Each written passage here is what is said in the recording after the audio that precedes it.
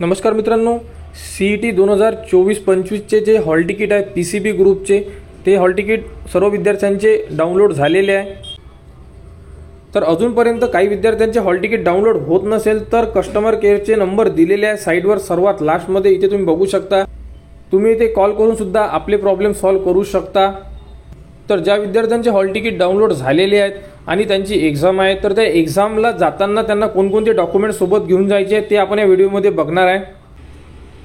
तर बघा, अशा प्रकारे तुमचे जे हॉल तिकीट आहे हे डाउनलोड झालेली आहे। तर यामध्ये काही इम्पॉर्टंट नोटिफिकेशन दिलेली आहे की तुम्हाला एग्जामला जायच्या अगोदर सोबत घेऊन जायचे आहे।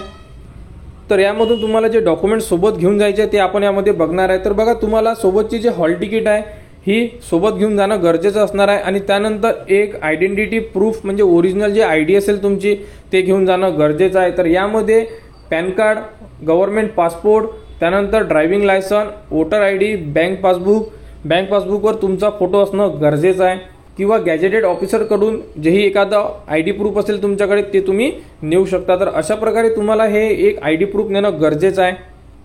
आणि यामध्ये बघा, जे राशन कार्ड, त्यानंतर लर्निंग लायसन आणि याची सॉफ्ट कॉपी हे व्हॅलिड डॉक्युमेंटमध्ये नाही आहे, म्हणजे तुम्हाला राशन कार्ड किंवा ड्रायव्हिंग लायसन, ड्रायव्हिंग लायसन हे चालणार नाही आहे।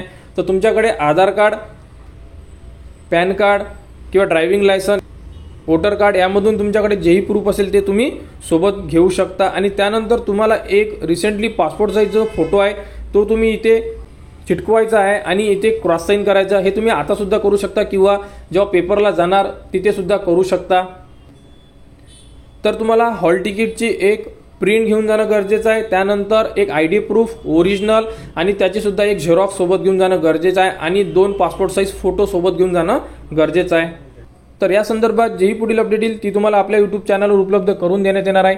त्यासाठी आपल्या चॅनलला सबस्क्राईब करा।